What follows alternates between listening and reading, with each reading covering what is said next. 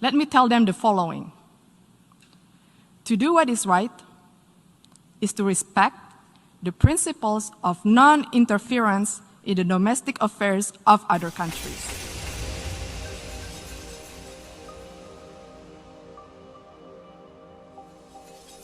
Madam President, I'm taking the floor to exercise Indonesia's right of reply to the statement made by Vanuatu.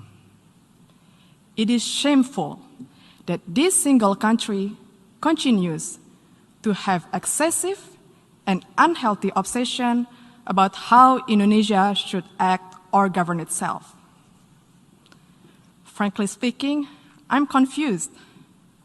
How could a country try to teach others while missing the point of the whole fundamental principles of the United Nations Charter? Let me tell them the following.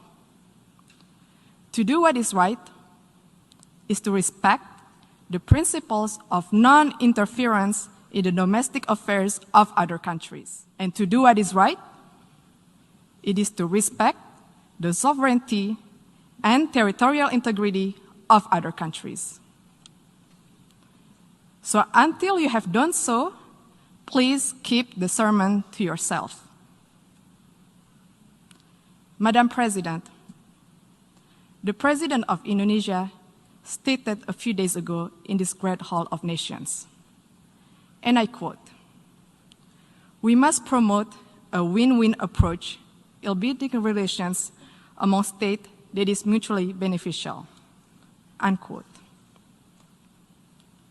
Indeed, such a call was echoed by world leaders throughout this prominent week.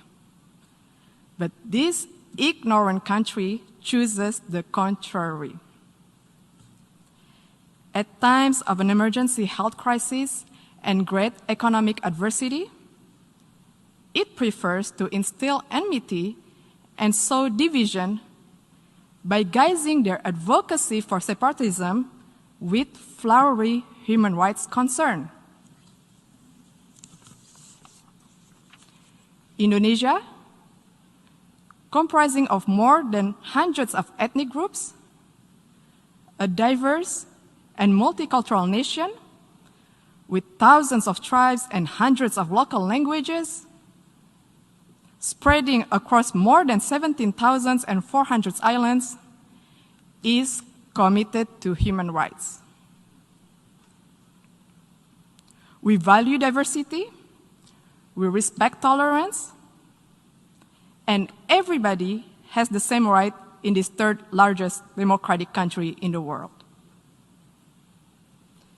We have also promoted and protected human rights where each individual has the same rights under the law. Furthermore, we have ratified the International Convention on the Elimination of All Forms of Racial Discrimination, while interestingly, Vanuatu has not even signed it. And how could one talk about promoting the right of indigenous people when it does not even sign the International Covenant on Economic, Social, and Cultural Rights, the core human rights instrument? This actually raises the question, do they really care about indigenous concern? More importantly, Vanuatu has not signed and ratified the Convention Against Torture and Other Cruel, Inhuman, or Degrading Treatment or Punishment. We call on the government of Vanuatu to please fulfill your human rights responsibility to your people and to the world. Madam President, the accusation of human rights is typical, a tall tale that they sell and stage over the years in the hall. Let me tell them, you are no representation of the people of Papua. and stop fantasizing of being one.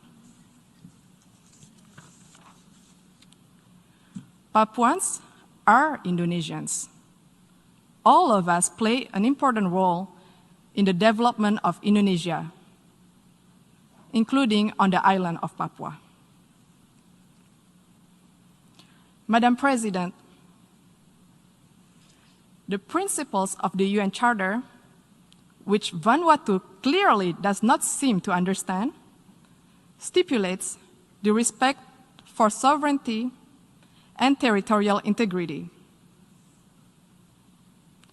Indonesia will defend itself against any continuing advocacy of separatism conveyed under the guise of artificial human rights concern.